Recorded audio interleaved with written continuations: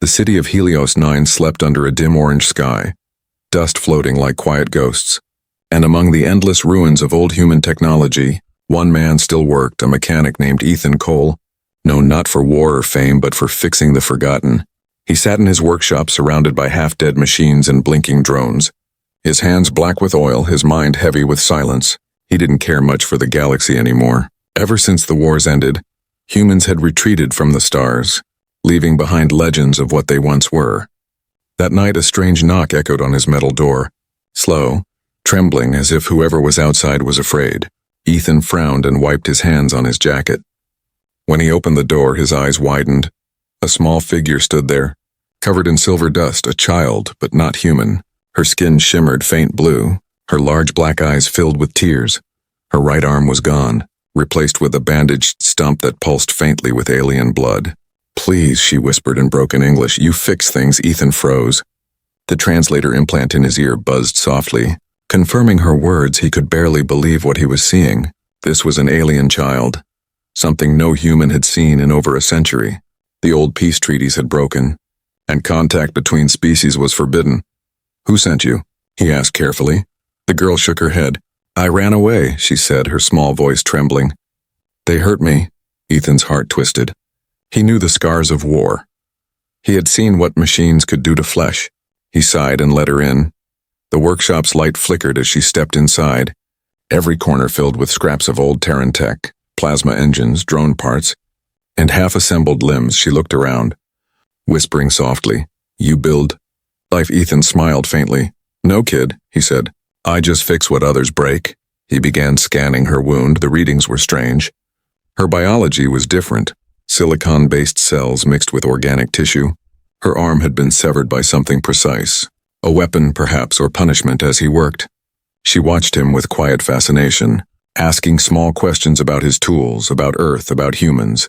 And each time Ethan answered, she seemed more curious, more alive. But as hours passed, the air in the workshop grew heavy. Outside, unseen ships moved above the clouds, scanning for life signs, searching for the child who had escaped the royal convoy. Ethan didn't know that by helping her. He had already been marked finally after long hours. He attached a prototype limb, a blend of human tech and alien nanofibers. It was crude, but it worked. The child gasped as she flexed her new fingers, glowing softly with blue light. "You did it," she whispered. "It doesn't hurt anymore." Ethan smiled. "Good, but you need rest," he said. "We'll figure out where you came from in the morning." But before dawn arrived, the skies over Helios 9 lit up with silver fire. A massive ship broke through the clouds, a royal cruiser, and from its shadow came the voice of a queen carried across the comm channels. "Human," it said, "you have something that belongs to me." Ethan stood in the doorway, the child clutching his coat, the hum of engines echoing through the city ruins, and in that moment, he realized this was not just about saving a child. It was about awakening the galaxy's eyes back on humanity. The queen of the Solari Empire was coming, and she was coming for him. The morning sun never rose over Helios 9 that day. The sky remained swallowed by the shadow of the alien cruiser, its hull a cathedral of silver light stretching across the horizon. Beneath it, the air trembled, humming with the power of engines not built by human hands. Ethan stood at the edge of his workshop staring upward. The alien child, whom he now knew as Lyra, hid behind him, trembling as the faint glow from her new limb pulsed nervously. A voice thundered from above, not through speakers, not through air, but directly into his mind. "Human Ethan Cole, you have interfered with royal affairs. Surrender the child at once." Ethan's jaw tightened.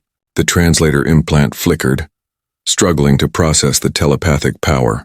He could feel the force behind the words, not just command, but royal blood. He glanced back at Lyra, her eyes wide with fear. "That's her," she whispered. "The queen, my mother." Ethan froze. Every instinct screamed at him to step aside, to give her up. But something deep inside whispered differently. He remembered the way Lyra had cried when the pain faded, the way she smiled when she flexed her new arm, that small human gesture of gratitude. He stepped outside, wind whipping through his coat. The alien cruiser descended lower, massive thrusters sending shockwaves across the city ruins. "This is Queen Seraphine of the Solari Empire," the voice echoed again. "You have taken what is mine," Ethan shouted toward the sky, his voice raw. "She came to me wounded. I saved her life. Is that a crime now?" There was silence for a moment, then a sharp pulse of energy from above, and before Ethan could react, a group of silver-armored soldiers landed before him, their armor shifting like liquid, their helmets glowing with symbols that moved like living fire. They aimed energy lances at him. By order of the Queen, "Surrender the child," one said coldly. Ethan raised his hand slightly. "You can tell your Queen I'm not her enemy," he said. "But this girl deserves to live free, not as property." Lyra peeked from behind him, her voice shaking. "Mother, please," she said softly. "I just wanted to see what the humans were like." A beam of light cracked from the sky, forming a tall figure of energy before them, a holographic projection of Queen Seraphine, her form majestic, her eyes glowing like two burning stars, her crown floating above her head like a ring of light. She looked at Ethan, studying him, and for a brief moment, her expression changed from fury to curiosity. "You built that?" she asked, nodding toward the mechanical limb. Ethan nodded once. "Yes, I did, with human tools. No lab, no royal tech." The Queen's gaze softened slightly. "That arm is alive," she said, astonished. "Our best healers could not recreate such organic motion." "It's just engineering and empathy," Ethan replied. "We build things that care back." For a moment, the Queen said nothing. Then her expression hardened again. "You will come with me," she said finally. "Your skill has crossed boundaries, and the Council will decide your fate." Before Ethan could protest, the soldiers surrounded him, blue energy cuffs forming around his wrists. Lyra cried out, "Don't hurt him!" The Queen turned to her daughter, her tone quiet but stern. "You broke every law of our kind, Lyra, but perhaps your disobedience has revealed something greater." As the transport beam lifted them toward the ship, Ethan's eyes caught the horizon. Dozens of smaller alien ships circling the city, scanning for signs of human life, for technology that shouldn't exist in the distance. An old Terran satellite blinked awake for the first time in a century, transmitting one line of code to Earth's defense net. Unidentified vessel detected. Contact with non-human royal authority. Human asset extracted. And deep beneath the old human colonies, sensors stirred, defense systems flickered to life, and silent war machines began to hum once again. As Ethan was taken aboard the cruiser, he looked down at the planet below and whispered to himself, "Guess humanity's about to meet the galaxy again." The Queen stood beside him, her expression unreadable. "Perhaps human," she said softly. "Perhaps it's time." The stars shifted as the ship jumped into warp, leaving Helios 9 behind, unaware that this one act of compassion would soon ignite a storm across the stars. The royal cruiser sliced through hyperspace like a blade of light. Stars stretched into ribbons, and Ethan could only stare through the glass corridor at the endless void beyond. It was both beautiful and terrifying. The silence of space, broken only by the hum of alien engines older than human civilization itself. Lyra stood beside him, clutching the metallic fingers he had built for her, her expression a mix of guilt and fear. "They will not understand, Ethan," she whispered. "The Council hates humans. They call you destroyers. The reckless ones." Ethan smiled faintly. "Then maybe it's time they met one who fixes things instead of breaking them." The ship slowed, emerging from warp into orbit around a massive planet, Solera Prime, the capital of the Solari Empire. The world glowed like a living jewel. Oceans of silver, clouds of sapphire mist, cities that floated above the surface like stars in daylight. When the ship landed, guards escorted Ethan through endless halls of crystal and light. Alien creatures of every kind stopped and stared at him, whispering, pointing, some in fear, others in disgust. Humans had not set foot here in over 200 years to them. Humanity was a story told to scare children, a species that had defied empires, burned fleets, and vanished into silence. The Queen walked ahead, her robes flowing like liquid light, her voice calm but firm. "The Council awaits," she said. "Speak carefully, for their judgment shapes the laws of this galaxy." Ethan nodded, trying to appear calm, though his heart pounded like thunder. The council chamber was a cathedral of power, 13 thrones carved from starlight, each occupied by a different ruler of the galactic races, their forms strange and magnificent, some crystalline, some gaseous, some covered in molten armor, and at the center sat the High Arbiter, a being of pure energy wrapped in golden flame.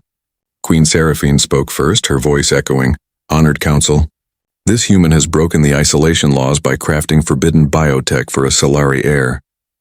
He stands before you for judgment." A low rumble filled the chamber as the council reacted. One of them, a being of shifting glass, hissed, "A human? Alive?" "Impossible," their kind vanished into the void. Another, a reptilian monarch, growled, "And now one dares touch royal blood?" Ethan stepped forward, his cuffs shimmering faintly. "I didn't hurt her," he said calmly. "I helped her. She was wounded, scared, and alone. So I built her an arm." The room fell silent for a heartbeat. Then the High Arbiter's flame shifted. "You repaired the princess with technology not even the Solari masters can replicate." Ethan nodded. "Humans are builders. We adapt.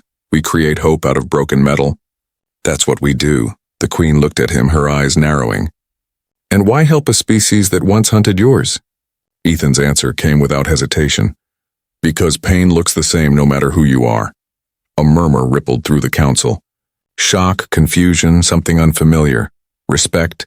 The High Arbiter rose, golden light spreading through the chamber. "Perhaps the universe has judged too quickly," it said. "Perhaps this human's compassion is proof that their fire still burns." But one of the darker council members, a shadowy creature from the void sector, hissed angrily, "You forget what they are capable of." Compassion is only a mask before conquest. Before anyone could reply, the chamber lights flickered. Alarms echoed through the crystal walls. A hologram appeared before the council. An intercepted transmission.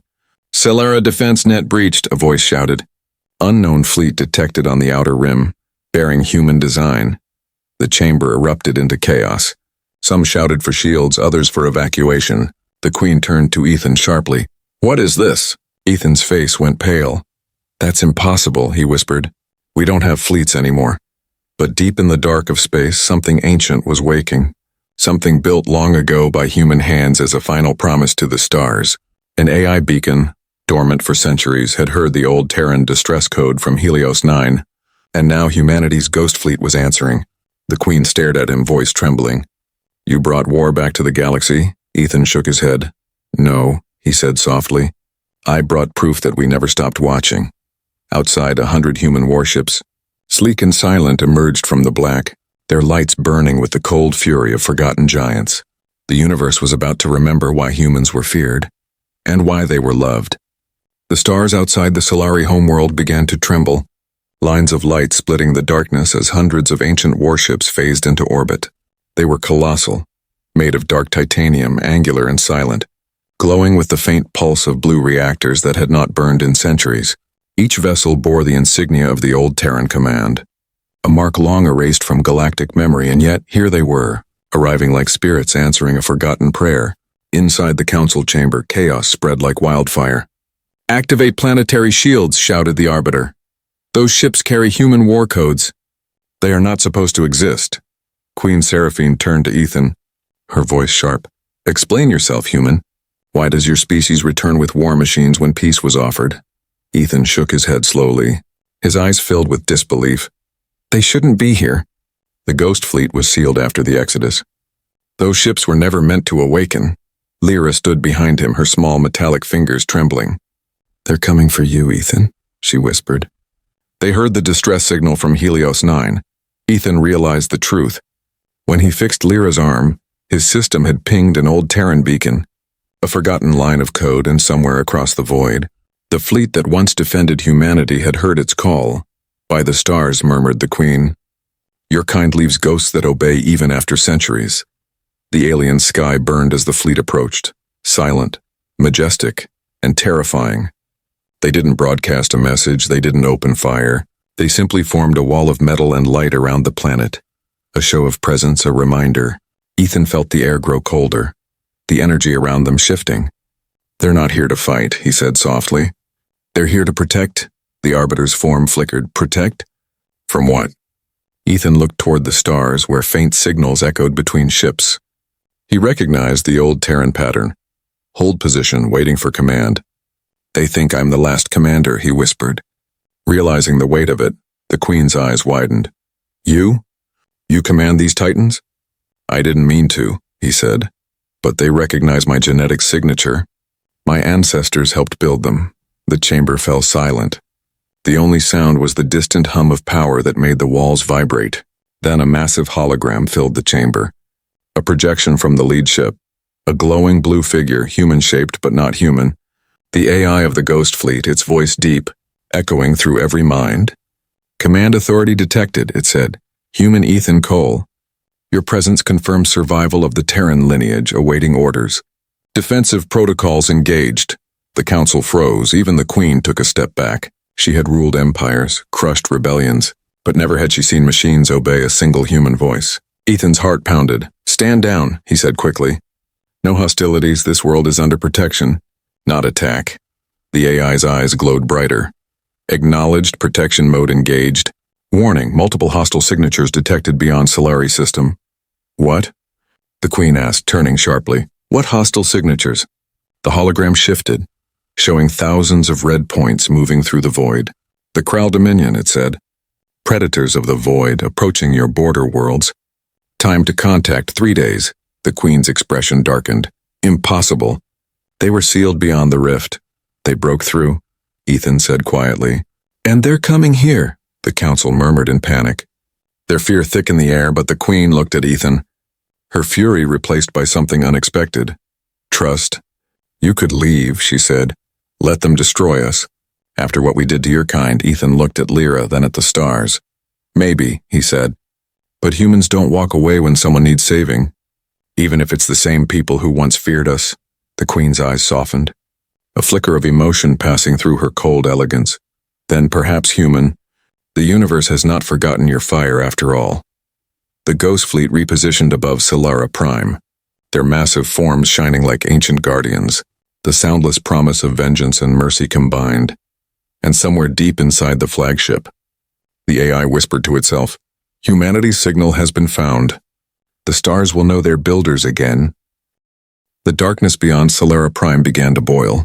A ripple across the stars like a storm rising from the abyss. The Kral Dominion had arrived. Massive insectoid warships with spiked hulls and red energy cores filled the void. Their arrival was not silent. It was like the universe itself was screaming. The Ghost Fleet hovered between the planet and the enemy. Hundreds of ancient human ships shining like blue suns, their hulls whispering with old code and purpose. They had slept for centuries, and now they awakened not for conquest but for protection.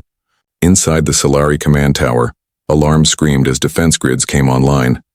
The Queen stood before the central hologram, her golden armor glowing with the light of 10,000 reactors. Beside her stood Ethan, his expression calm but his pulse pounding. "Your ships are awakening, human," she said. "But they are few compared to the swarm." Ethan nodded. "Few, yes," he said softly. "But built by humans. They were never just machines. They were hearts of fire wrapped in steel." The first wave struck. Kral cruisers opened fire. Red plasma tearing across the black Solari shields trembled, and the Queen's soldiers rushed to their stations, their fear visible. But before the beams could reach the surface, the Ghost Fleet moved. The lead human ship, HSS Valiant, intercepted the blast, its shield blooming like a blue flower of light. Energy absorbed, redirected, and fired back with surgical precision. The return fire cut through the void, shattering 3 Kral ships instantly. No sound, no warning, just clean, efficient destruction. The council watched in silence from orbit, eyes wide. "How are they doing this?" one gasped. "Those ships predate our entire empire." "They were built by humans," whispered the Queen, her voice trembling between awe and regret. "And humans build for eternity." The AI voice of the Ghost Fleet echoed across every frequency. Calm, almost gentle. "Enemy aggression detected. Defensive engagement initiated mission. Protect life." Ethan stood near the console. Hands gripping the rail, he could feel the link forming in his mind. The fleet's old neural interface reaching across time, syncing to his thoughts. "Commander, link established," said the AI. "Tactical decisions authorized." Ethan's vision blurred as tactical maps appeared before his eyes. Holographic layers of blue and red. "All ships, form shield lattice Delta 7, he ordered instinctively. "No lethal strikes beyond containment line. Protect civilians first." Across the stars, the Ghost Fleet obeyed as one, hundreds of ships aligning into a glowing web of energy, every blast redirected, every explosion absorbed. The Kral assault slowed, confused, disoriented. Lyra watched from the control deck beside her mother. "He's fighting for us," she whispered. "A human fights for aliens," the Queen's gaze softened.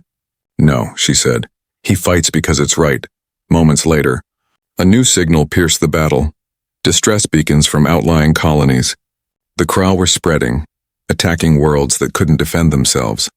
Ethan clenched his fists. AI split the fleet. Deploy divisions Epsilon and Nova to intercept the outer sectors. Confirmed, replied the AI. Initiating warp split. Light bent as the ghost fleet divided. Dozens of ships jumping through portals to defend distant worlds, each one acting independently yet perfectly in sync. As if every captain's soul still lived inside, the Queen stared at him, amazed. You command them like they know your heart, Ethan smiled faintly. Maybe they do. Maybe that's the secret. Humans built machines that felt duty. The Krau commander, a creature of bone and armor, transmitted across channels, its voice a shriek. Humans should have stayed buried, Ethan replied, his voice steady. And yet here we are, the fleet fired again.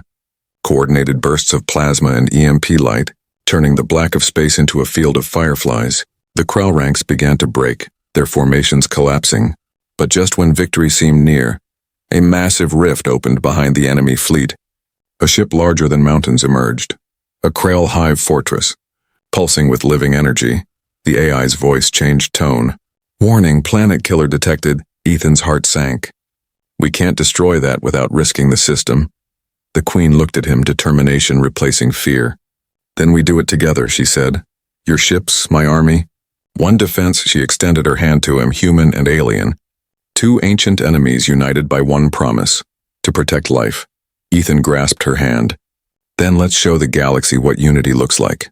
As the Ghost Fleet and the Solari Armada joined formations, their combined power turned the night into dawn. Energy waves rippled like thunder through the void, and somewhere deep within the Ghost Fleet's command core, old Terran words flashed across the main screen. Words written centuries ago by human engineers. For humanity, for all who live, the war for the galaxy had begun. The space between worlds had become a burning sea. Fire and light danced in the void as the Krall Hive Fortress advanced, a monstrous thing of bone and living metal. It consumed entire asteroids to feed its power, its weapons pulsing like the heartbeat of a dying god. Ethan stood in the command core of the HSS Valiant, eyes fixed on the tactical screen. The Ghost Fleet held formation. Human and Solari ships fighting side by side for the first time in history. Yet the Hive Fortress was unstoppable. Every time they struck it, it regenerated, pieces of shattered hull reknitting like flesh. The AI's voice echoed calmly through the deck. Energy analysis complete. Hive source connected to subspace core. Destruction will cause dimensional collapse, Ethan exhaled slowly. Meaning if we destroy it, the entire sector goes with it? Correct, said the AI. Loss projection, 97%. The Queen appeared beside him in a burst of golden light. Her armor cracked, her breathing heavy. She had been fighting in person on the Solari command deck. Her voice trembled, but her eyes blazed. The Krall feed on the energy of life itself. They devour the living worlds if they reach the surface. My people will burn. Ethan turned to her. There has to be another way. Lyra's voice cut in from the side panel, her small figure glowing from the hologram feed. Mother, the human technology, it's merging with ours. Their ships shield our fleets better than our own barriers, the Queen nodded. Our energy harmonics have aligned, our differences make us stronger. Ethan smiled faintly. That's humanity's way. We survive by mixing, by adapting, by trusting what's different.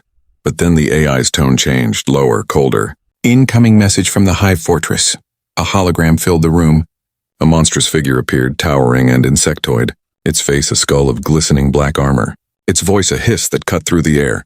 Humans return, bringing their ghosts, but you cannot stop the hunger. Ethan stared into its burning eyes. Maybe not, he said, but I can make sure you don't touch another child. The creature laughed, a sound like cracking bones. You build limbs for the weak, but who will build one for your dying species?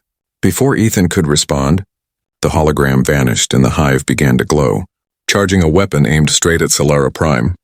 The Queen's voice broke through the alarm. They're targeting the planet. AI, full defensive link, Ethan commanded.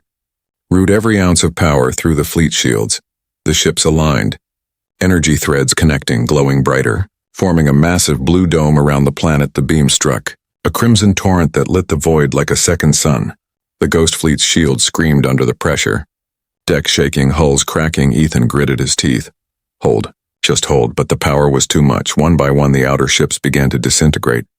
their reactors burning out like candles in a storm. Lyra cried over the comms, "Ethan, stop! You'll die." The Queen stepped forward, eyes wet but resolute. "There is another way." Ethan turned. "What do you mean?" "The hive draws life from subspace," she said. "If I merge my core energy with the human AI, I can reverse the flow, drain it from within." Ethan's eyes widened. "That would kill you," she smiled sadly. "Then my death will buy my people peace, and your ghost will rest." He shook his head violently. "No, you can't. There has to be another solution." The Queen placed her hand on his chest. "When I saw my daughter's new arm, I understood something. You humans do not build just with metal, you build with love. That is your power." He grasped her hand tightly. "You don't have to die to prove that." Her voice softened. "And yet, perhaps only by giving life can one truly honor it." Before he could stop her, she activated the neural link. Golden energy flowed from her into the ship's core. Merging with the AI, her scream echoed through every frequency, light bursting from the reactors as systems overloaded. "Energy reversal complete," said the AI's trembling voice. Queen Seraphine's essence stabilizing the lattice outside. The hive fortress began to tear apart from within, the red glow fading to white, then blue, then nothing. It collapsed in on itself like a dying star. The void went silent, but the Queen's body turned to shimmering light, her form fading as she smiled at Ethan one last time. "Tell Lyra, humans are not monsters," and then she was gone, her light scattering into the starlight. The ghost fleet powered down, the stars grew still again, and Ethan fell to his knees, silent. The universe had been saved not by strength but by sacrifice, by a queen who chose compassion over conquest. And in the heart of every ship her voice echoed once more, "Protect life as humans do." Silence fell over the stars after the war. The once blinding flashes faded to gentle blue sparks drifting across the void, fragments of broken ships, of courage, of sacrifice, all now floating in peace. For 3 long days the Solari homeworld slept beneath the protective wings of the ghost fleet. Wounded yet alive, the fires had stopped, the fear had quieted, and every being on the planet looked up. Whispering thanks to the sky, Ethan stood on the observation deck of the HSS Valiant. The Queen's last light still pulsing faintly within the core reactor. It shimmered like a heartbeat, slow and calm, as if her spirit lingered there. Watching, guarding beside him stood Lyra, wearing a small ceremonial cloak of white and gold, her new arm glowing softly. "She's still here," the child whispered. "I can feel her in the ship." Ethan smiled faintly. "Maybe she became what she always was meant to be, the voice of the stars." The AI spoke gently. Its tone different now, warmer, almost human. Queen Seraphine's consciousness remains within the energy lattice. Her final command, "Protect life, continue peace." Ethan's throat tightened. "Then that's what we'll do," he said quietly. "We'll build something new." Across the galaxy, messages began to arrive. Worlds that had once feared humanity now sent gratitude. The ancient stories of the Terran devils were replaced by songs of the Builders of Light. The Council of Galactic Nations met again, this time without chains or arrogance.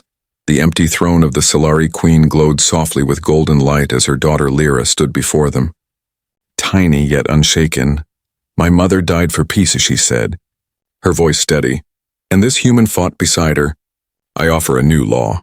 No species shall stand alone again." The hall erupted in murmurs, but none spoke against her, because in that silence, the stars outside still shimmered with the blue glow of human ships standing guard.